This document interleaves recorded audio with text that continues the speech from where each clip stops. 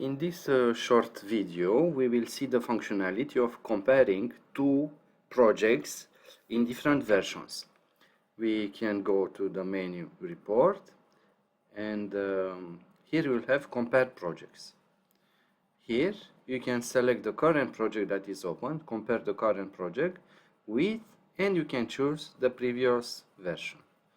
Then you can select for which table. Now remember that the table in Microsoft Project is the one that displays the columns that you want to compare. So you can choose the table from here and then run the comparison. In my situation, I already done it. So what it shows, the comparison is telling me if there is a difference in duration, start, difference comparing the finish.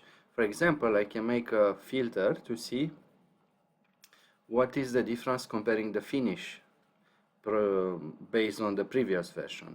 So this is like checking also current project with a baseline if needed. Now, more interestingly, we can see also if there were predecessor changes.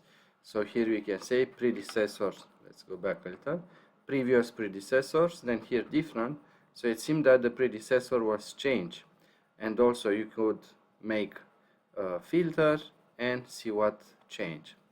And there are different other information depending the table that you've selected. Remember to select a table, right click in the corner, and you have different tables available.